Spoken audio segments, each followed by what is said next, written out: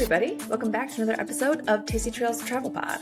Today I'm sitting down with Ronke Shikirat-Edoho, the founder of 9jafoodie, a Nigerian food blog she's been building for nearly 20 years.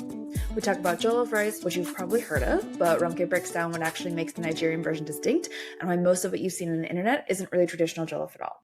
She tells me all about the ingredient egusi and a whole world of leafy greens that I had no idea existed, but has been feeding people across West Africa for generations. And that is just scratching the surface, so let's go. Hey, Ronke, welcome to the podcast. Oh, thank you for having me. Yeah, I'm so excited to talk to you. Can you tell people who you are, where you're from, and what you do? So I'm Ronke Shikirat-Edoho. I'm the founder of 9jafoodie, which is a Nigerian food blog, a Nigerian food-centered food blog. I currently reside in North America, Canada specifically, but I was born and raised in Nigeria. Amazing. And so, yeah, I'm really excited to dive into Nigerian food. I know that it's becoming like more and more popular and well known. And I personally don't know a ton about it. So I'm really excited to learn all about it from you. But I want to know, like, what does Nigerian food mean to you? Oh, that's a loaded question. Yeah. But I would say, put simply, it's love and culture. So I grew up in Nigeria, like I said, I grew up in like a multi-generational household with my mom and my grandparents. So food was something that you did all day, all the time. Like Nigeria, where I grew up, didn't have a lot of like culture of like meal prep, the way you kind of know it now, like pre-cooking meals and refrigerating them, everything was made fresh to order. So breakfast, you cooked it, whether that took like 2 hours or 3 hours. And then sometimes, you transition from like breakfast into lunch and then you transition from lunch into supper. And it was almost like there was constantly food. There was constantly food being cooked, food being shared. So it's just such a big part of the culture, and food sharing is, a way to also show love to guests, to people during celebrations. So yeah, culture and love. Yeah. And is that pretty typical to have a multi-generational household, or is that like your household specifically? I would say it's typical in like the traditional. So of course there's like urban setting, right? So like Lagos or Abuja would be like places that are more urban. So there's more urban lifestyle. It's like a single family household. But when you go more into like the towns and the villages, it's very common to have multi-generational households. So it would be like the parents and grandparents, and then you have like big compound with like cousins, and everybody is playing together. So there's more like sense of like community versus like the nuclear family setting, and when you get more into like the villages and more rural areas. Yeah, I love that. And I love that idea of community. I feel like a little bit that's being lost. There's just, well, at least in North America, there's just like so much individualism where it's like, oh yeah, like it somehow it just like means more if I like work harder on my own. It's like, no, it's like so wonderful to have that community, have that help with just everything, with raising families, with friendship, community, food, all that stuff. I really love that. Yeah, it's incredible. Even for mental health, I think Mm. there's such a big difference when you have community, even for like young kids when they have other people to play with. The parents are not constantly having to entertain them, they have other people to Yeah. entertain them. It makes life easier, I think. Yeah, exactly. And so when we talk about like the building blocks of Nigerian food, so kind of flavors and ingredients, what are the things that kind of keep showing up again and again that you're going to find in a lot of Nigerian dishes? Nigeria is a tropical country. So we do have, the palm tree is native to West Africa where Nigeria is. So palm oil is a huge part of Nigerian cuisine. It's been for generations.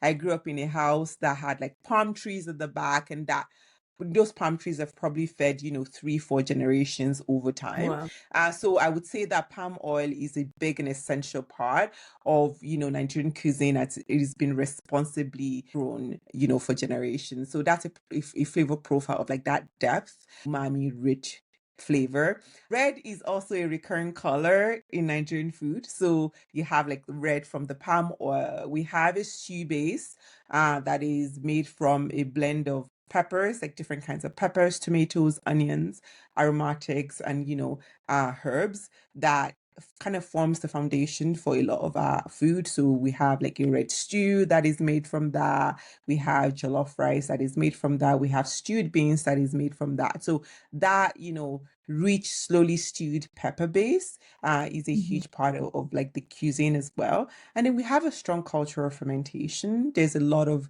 food, Oh. especially our carbohydrates, that are fermented.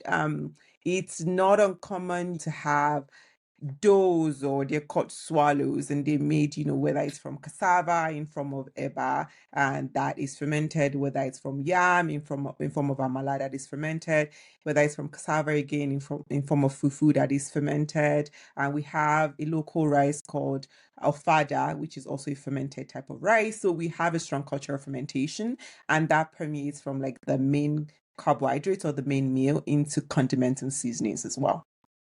Oh, that's really interesting. Does that just come from wanting to have a storage system without needing to have cold and electricity or things like that, or does it come from something That totally different? Or that is part of it as well. It's also from flavoring. We like strong, bold, pungent flavors. So a lot of our condiment or fermented to kind of like help with flavor development in a lot of the stews and the sauces that we make. So yes, there is that aspect of, not refrigerating food. There's a nutrition aspect of it as well, in that your body just responds better when your carbohydrates are fermented. And then there's a flavor development aspect of it as well. oh, interesting. Yeah, that makes a lot of sense. And yeah, you mentioned the jollof rice, and I know that's one of the more popular, globally recognized dishes. And I also know there's like a lot of different versions of that as well. So can you talk about what makes the Nigerian one so Nigerian, or I guess also just talk about what it is in case people don't know what it is?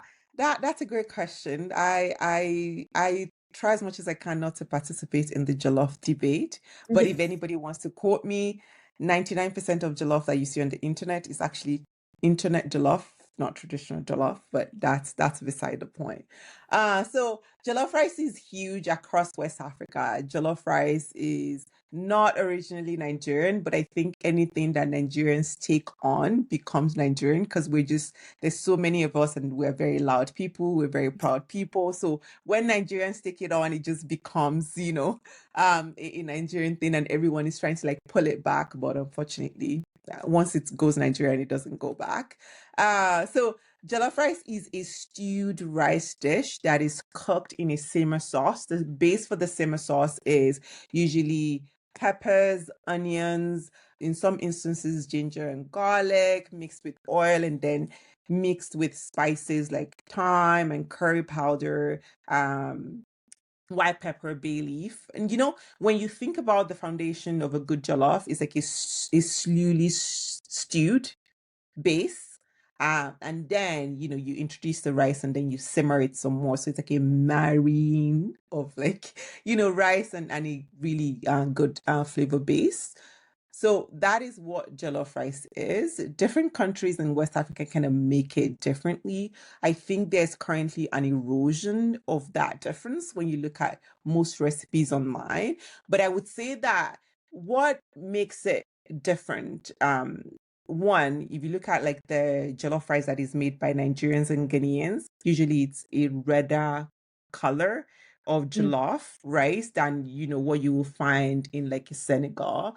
And then, when you look at what Nigerians typically would make as well, it's just the rice, right? When you look at Ghana jollof, it's usually traditionally rice cooked with meat. And then Um, when you look at the Senegambian jollof, is usually rice cooked with meat and vegetables. So the Nigerian jollof is more plain. If you're looking at it from like a traditional point of view, it's more the rice, and then the protein is usually on the side, not in the rice. Whereas the two other kinds of rice usually have the protein cooked in at some point, right? So a Nigerian jollof will use like a stock or like a bone broth, or to cook it to have that depth, but not cook the meat in the rice. So that's one major difference. The second thing is the type of rice that is used.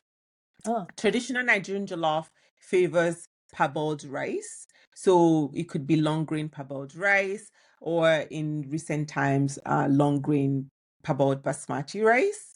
But traditionally, long grain parboiled rice is used. In Senegambia, broken rice is typically traditionally used, whereas in Ghana, scented jasmine rice is what is traditionally used. So you can see how those, like the kinds of rice, lends like different flavors to the finished dish. Nigerian jollof base has an influence from something called obeata, which is like a stew that is definitely all Nigerians cook stew, but the Yorubas have like a more I would say prevalent in like the cuisine of like a red stew that is made and then is served with like different things.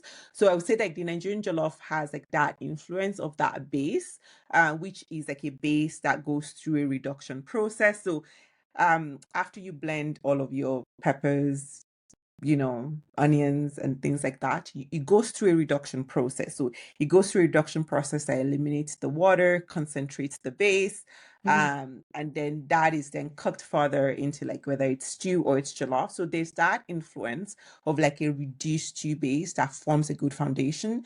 On the internet now you see be like a roasted stew base, still kind of like the same traditional process that is used. Ghana jollof traditionally has a foundation of an unreduced base. So whereas Nigeria favors like peppers, so Nigeria uses a lot of peppers. So there's tatashe, which is a type of like kind of bell pepper, but not really. It's more spicy. There's bawa, there's shombo, there's atarodo. The Nigerian cuisine, there's a lot of different varieties of peppers that is Oh. used. Whereas in Ghana, traditional base is made of tomatoes, ginger, garlic, and then that is traditionally not reduced. It's just introduced into the rice. So there's actually usually no need for any extra liquid because the reduction kind of happens at the same time as like the jollof rice is being cooked. So, anyways, traditionally there are differences, there are variations, but I think when you look on the internet now, all of those things are kind of like merged together. So I like to say people are cooking internet jollof and that's what they're fighting over, not really traditional jollof. Yeah, that makes sense. Oh, that's really interesting. I mean, those are pretty some pretty stark differences. That's really cool. And okay, so I try not to do a ton of research before so I can, learn from you and not like, Yeah. fake it or whatever. But when I was doing a little bit of research, I was noticing, and I don't even know how to pronounce it, egusi? Yes, Is that you right? said it right. It's a goosey, yeah. Okay. It just seems to show up a lot. Can you explain like what it is? So a goosey is a type of melon seed. So Oh, there's a traditional melon in Nigeria. You know how you have, different varieties of melon. You have watermelon, there's seeds in watermelon. But this is a specialized type of melon, and it's grown specifically not for the consumption of the melon, but the harvest of the seeds. The seeds are collected. So usually it's kind of left on the vine to start to like collapse onto itself. When you have watermelon and it's matured, it's been around for a while, it kind of so no, it's like it's overripe. grown. Yeah, it's fully ripe. Like when you grow something for the seed, you want the seed to develop and be fully mature. Yeah, so that's what the melon is grown for. Nobody eats the melon flesh like you eat a watermelon. The goal is to collect the seeds, and the seeds are then dried, and then they are shelled, and what you have inside is egusi seeds or melon seeds, which is what we use. So it's brown shell, and then when you open it, it's like a white seed on the inside. And that's what egusi is. Traditionally, egusi is used to prepare soup called egusi soup, which is a type of soup that is cooked down with, again, onions, peppers. The melon seed itself is made into a paste, like a white paste, and then it's introduced into that. And, there's fish and meat added in. And then at the end, it's finished with vegetables, different kinds of vegetables, and it forms a soup that you then eat a dough with. So that's what egusi is. Whoa. So nobody eats the actual like flesh of this? Like, what happens to it? Is it not, does it not taste good? What's that No, it's about? just not consumed. I've never seen anyone eat it in my family tree. I don't know if anyone has ever tried to eat it. I don't even know if anybody knows what it tastes like, but it's just grown specifically to harvest the seed. So nobody eats the melon. Oh, whoa, that is so interesting. That's wild. Yeah, it is. That's an excellent question. I've actually never thought, what if you just take it and then you eat it? I don't know. Maybe I don't know. I've never seen that done. That's so funny when people just aren't curious about it. They're like, "Oh, I wonder like what this tastes like." That's so interesting. So, I guess also you're probably just like buying seeds. You're not like harvesting it yourself and taking out the seeds. So maybe like you're not even presented with the opportunity to be eating the flesh very often. Nigeria is a place where people are very, very familiar with their food system. A lot of people would know what like. Well, let me not say that. A lot of people that did not grow up in urban centers, people that grew up in like the towns and the villages probably know what the melon itself looks like, if they've seen the actual melon before. But I would say yes, 90% of people that cook the soup probably just know what the actual seeds look like, and not, nobody's looking for the melon itself. Oh, wow. That is so interesting. That's really cool. Hmm. Okay, yeah, that's awesome. And what about leafy greens? I know that there's some very specific leafy greens to West Africa that I think most of the world like hasn't heard of. I would love to hear about this. I'd love to Oh, that's it. know. So I'm actually a gardener. I have a gardening Oh, page. It's called Jollof Code. And I grow a lot of I like agriculture. So I grow a lot of like leafy greens. We do eat a lot of leafy greens. Interestingly, we eat a lot of leafy greens that Asians also eat. okay. Yeah, so we have so if you actually go to the Asian market, you might find some greens that you typically would find in Nigeria in the Asian market. They just call it different things. So off the top of my head, I would say Malabar spinach, which is kind of like a viney type of spinach. I think it's also called, actually no, it's Malabar spinach. In Nigeria, we call it amunututu. So it's kind of like it has a bit of mucilage when you break it apart. Okay. So that's used extensively in stews. We use water leaf, which is also known as Suriname spinach. Again, it's kind of like a mucilage type of green. It has a little bit of mucilage. So when you put it in something that, like a soup that has water in it, it thickens it a little bit. So that's another one that we consume a lot. We have ugu.